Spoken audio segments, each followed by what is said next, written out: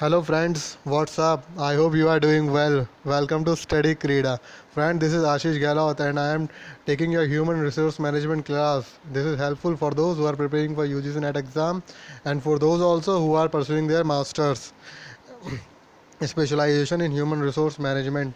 Friend, up till now we have covered preventive machinery, industrial relation, and many more lecture of human resource management. So, if you haven't watched all the videos, you can watch the videos. You simply have to go to the playlist of Study Krida Human Resource Management, and you can watch 17 videos which I uploaded on human resource management. सो आप उन सारे videos को देख लीजिए. If any problem arises then you can mail us. Email ID is studykrida@gmail.com और you can like us also on our Facebook page. आप हमें Facebook पे भी लाइक कर सकते हैं. उसका जो लिंक होगा वो लिंक डिस्क्रिप्शन और कमेंट बॉक्स दोनों में होगा. ठीक है. हमने इसका अभी तक क्लियर कर लिया है. अपनी प्रिवेंटिव मशीनरी तक हम कर चुके हैं. अब हमें करना है इंडस्ट्रियल डिस्प्यूट सेटलमेंट मशीनरी. तो इसको प्रोवाइड किया गया है इंडस्ट्रियल डिस्प्यूट एक्ट 1947. इसको याद कर लेना अच्छे से, कौन सा डिस्प्यूट एक्ट 1947, क्योंकि मैच ऑफ द फॉलोइंग में आपको एक्ट मैच करने पड़ सकते हैं. ठीक है. Now we have already discussed about the preventive machinery. In preventive machinery, the goal is to create an environment where the dispute do not arise at all. हम dispute को ना होने दें, ऐसे चीज़ें सीखते हैं हम प्रिवेंटिव मशीनरी में, जो हम डिस्कस कर चुके हैं. ठीक है. अब अगर डिस्प्यूट अराइज हो जाता है तो उसके लिए क्या है, उसके लिए है सेटलमेंट मशीनरी, जो हम अब डिस्कस कर रहे हैं. ठीक है. तो सेटलमेंट मशीनरी में क्या आता है, आपके कंसीलिएशन, कोड ऑफ इंक्वायरी. ठीक है. Conciliation, code of inquiry, voluntary arbitration and adjudication. अब कंसीलिएशन में you can see that there are two bodies. There are two ways to solve the dispute through conciliation. First is conciliation offer and the second is conciliation board.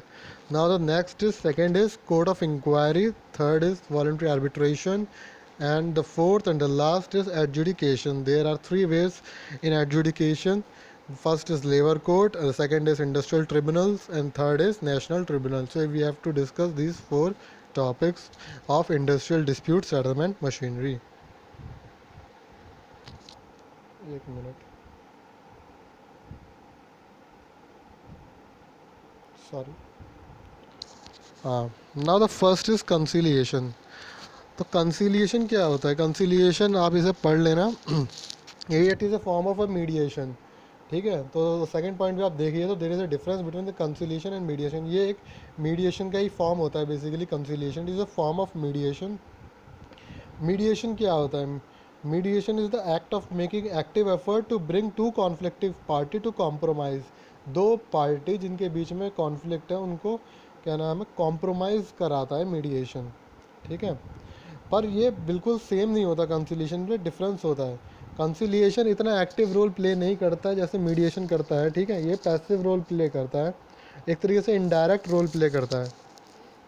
इसकी scope जो होता है वो law में define है और उसी के अंडर वो अपना काम करता है कंसीलिएशन. उसके अलावा नहीं करता जितना इसका स्कोप है. ठीक है. तो उसके बारे में ये लिखा हुआ है, इसको पढ़ लेना. ठीक है. कंसीलिएशन एक basically is a voluntary proceeding where the party are involve to free to agree and attempt to resolve their dispute by conciliation. वैसे ठीक है. इसमें क्या है, डिस्प्यूट हम कंसीलिएशन के थ्रू सॉल्व करने की कोशिश करती है parties. The process is flexible, काफ़ी फ्लेक्सिबल है, allowing party to define the time, structure and the content of the conciliation proceedings. These proceedings are rarely public.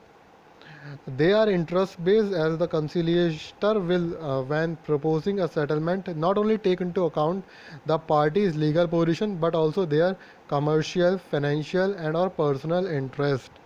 So I hope ये meaning यहाँ तक क्लियर हो गया होगा, इसमें कोई दिक्कत नहीं है. सो इसमें अब आगे मेन पॉइंट पे देखते हैं. ठीक है. तो हाँ, इनके सॉल्व करने के लिए दो तरीके होते हैं. So first is a conciliation officer. एक कंसिलिएशन ऑफिसर अपॉइंट होता है. ठीक है. उसको पावर दी गई है. He is given the power of a civil court whereby he is authorise to call and witness the parties on oath. उसको सिविल कोर्ट के बराबर पावर दी गई है जिसमें वो पार्टीज की ओथ लेता है. It should be remember however the civil court can not go beyond the interpreting the laws facts and make judgment will be binding by the parties. ठीक है. सिविल कोर्ट क्या होता है, अपने laws से आगे नहीं जा सकता, लेकिन ये जो होता है कंसिलिएशन ऑफिसर जो होता है, सिविल कोर्ट क्या है, अपने जो लॉज है उससे आगे वो जजमेंट नहीं दे सकता, लेकिन conciliation officer can go behind the fact. यहाँ थोड़ा सा प्रिंटिंग एरर हो गया है, इंटरप्रेटिंग द लॉज के बाद आना था कि the conciliation officer can go behind the fact and make judgment will be binding upon the parties. कि वो फैक्ट्स क्या, सिविल कोर्ट क्या है, फैक्ट्स के बेसिस पे जजमेंट देगा, लेकिन ये कंसिलिएशन ऑफिसर क्या है, फैक्ट से आगे जाके जजमेंट दे सकता है, और जो दोनों पार्टीज़ को मानना पड़ेगा क्योंकि उन्होंने ओथ ली है. ठीक है. अपनी रिपोर्ट सबमिट करेगा वो सिर्फ कंसिलिएशन ऑफिसर गवर्नमेंट को, अप्रोप्रिएट गवर्नमेंट को. ठीक है. Submit the report approved along with a copy of settlement arrived at in a relation to the dispute, or in case of a conciliation has failed, he has to send a detailed report giving out the reason for failure of conciliation. Fail हो जाएगा तो उसका reason बताना पड़ता है. अब report को कितने दिन के अंदर, 14 डेज़, जब कंसिलेशन प्रोसीडिंग शुरू हुई उसके 14 दिन के अंदर अपनी रिपोर्ट सबमिट करनी है. इसकी टाइम ऑफ सबमिशन एग्री हो सकता है अगर तीनों पार्टी, मतलब कि जो पार्टी इनके बीच में डिस्प्यूट और कंसिलेशन ऑफिसर की परमिशन के साथ इसकी डेट को आगे बढ़ाया जा सकता है. Now the next is board of conciliation. अगर कंसिलिएशन ऑफिसर अपना ये फेल हो जाता है to solve the differences between the parties, the government has the discretion to appoint board of conciliation. ये बोर्ड एक ट्राइपर्टाइट एंड और एक एडहक बॉडी है. ठीक है. ट्राइपर्टाइट 3 लोगों से मिली हुई एक एडहॉक बॉडी है. इसमें चेयरमैन है और कुछ मेंबर्स हैं बाकी. ठीक है. द चेयरमैन जो है वो इंडिपेंडेंट पर्सन है, और जो अदर मेंबर्स हैं या वो इक्वली अपॉइंट किए गए हैं पार्टी से, यानी कि जैसे कि 2 मेंबर एक पार्टी ने दिए तो दूसरे 2 मेंबर दूसरे पार्टी ने अपॉइंट किए होंगे. ठीक है. तो प्रोसीडिंग प्रोसीजर बिल्कुल सेम है जैसा कि कंसिलिएशन के टाइम में था, कंसिलेशन ऑफिसर के टाइम में. ठीक है. गवर्नमेंट के पास एक ऑप्शन है कि कंसिलेशन ऑफिसर के पास कि अगर फेल हो जाता है तो बोर्ड पे ना जाके वो सीधे कोर्ट ऑफ इंक्वायरी पे भी जा सकता है. अब डिस्प्यूट अगर बोर्ड के पास आ गया तो it is the duty of the board to do all the thing as it thinks it fits for the purpose of inducing the party to come fair and amicable agreement. इसका मतलब ये है कि अगर जब बोर्ड के पास case आ गया तो उसकी ड्यूटी बन जाती है कि इसको सही से सॉल्व करे और एक फ्रेंडली एग्रीमेंट पे आए जो दोनों को एग्री हो, एक ऐसे डिसीजन लिया जाए. और इसको बोर्ड को अपनी जो रिपोर्ट होती है ऑफिसर को 14 डेज़ के अंदर सबमिट करनी होती है, तो इसको 2 मंथ के अंदर सबमिट करनी होती है. इसका पीरियड भी, टाइम फॉर सबमिशन भी एक्सटेंड हो सकता है 2 महीने से 2 महीने तक. Now the next is court of inquiry. अब दोनों फेल हो जाते हैं तो उसके बाद जो डिस्प्यूट जाता है वो जाता है कोर्ट ऑफ इंक्वायरी को. उसको अपनी रिपोर्ट सबमिट करनी होती है 6 महीने के अंदर. इसमें कोर्ट ऑफ इंक्वायरी में एक से ज़्यादा पर्सन कंसिस्ट करता है, इसमें हो सकते हैं. और जो इसकी रिपोर्ट जो सबमिट होती है गवर्नमेंट को पब्लिश करनी होती है 30 दिन के अंदर. और जब during the period of the conciliation, when the conciliation process going on, workers right to strike, employers right to lock out etcetera remain unaffected during the proceeding of court of inquiry. Worker और employer अपने strikes या lockouts नहीं कर सकते जब तक ये चल रही होती है court of inquiry. Okay.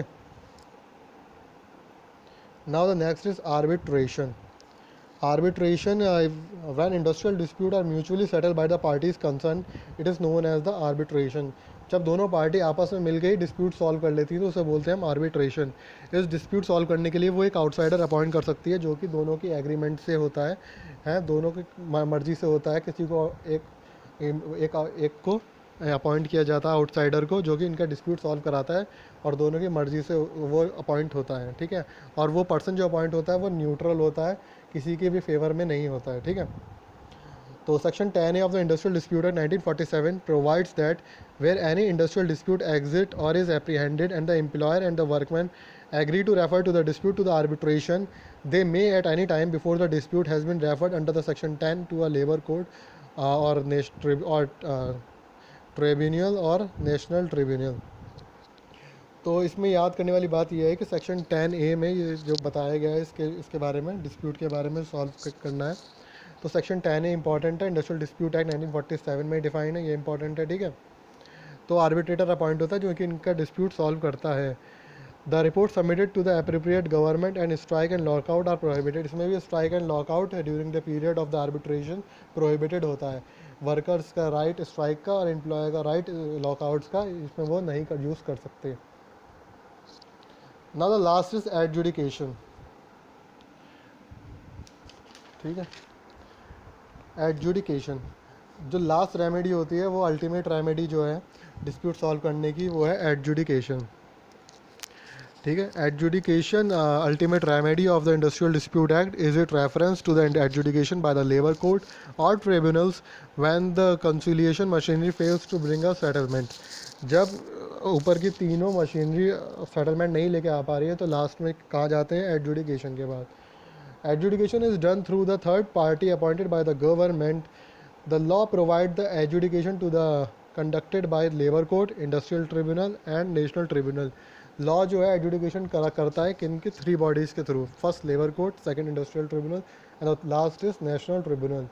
The first two are set up by the state government and the last is, that is national tribunal, is set up by the central government. Those first two हैं, that is labour courts and industrial tribunals, ये setup कौन करता है, state government. And the last जो national tribunal है उसे setup कौन करता है, central government. So first labour court, labour court के बारे में आप जानते हैं, ठीक है। यस, लेबर कोर्ट में एक पर्सन होता है, एक से ज़्यादा भी हो सकता है, जनरली एक पर्सन कंसिस्ट करता है, ठीक है। जो कि क्या होगा, एक आपका जज होगा हाई कोर्ट का या एक्स जज होगा, ठीक है।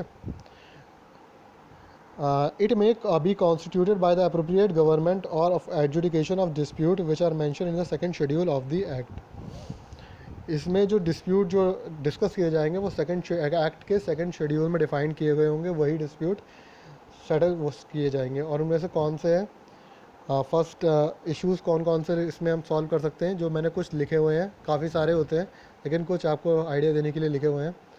प्रॉपर्टी और legality of an order passed by an employer under the standing order, application and interpretation of standing orders, third discharge and dismissal of workman and of relief to them, illegality of any statutory concession or privilege.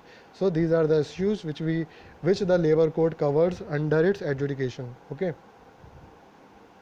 now the second is industrial tribunal. It is like a labor court, it is also a one man body. The matter which falls within the jurisdiction of industrial tribunal are as mentioned in the second or third schedule of the act.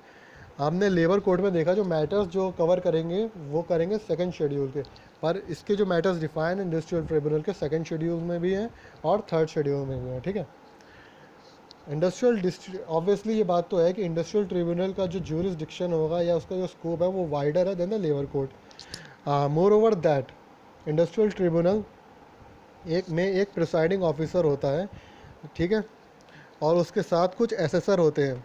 वो assessor क्या काम करते हैं, वो presiding officers को advice करते हैं proceedings में। The appropriate government is empower to appoint the assessor. Assessor कौन अपॉइंट करता है, वो जहाँ डिस्प्यूट हो रहा होता है वहाँ की गवर्नमेंट। और तो इसमें कुछ जो इश्यूज़ डील करते हैं वो है वेजेस, बोनस, डिसिप्लिन, ठीक है। और भी कई सारे होते हैं जैसे कि रिट्रेंचमेंट। 1 सेकेंड, ठीक है। तो ये हो गया industrial tribunal. Under last is national tribunals.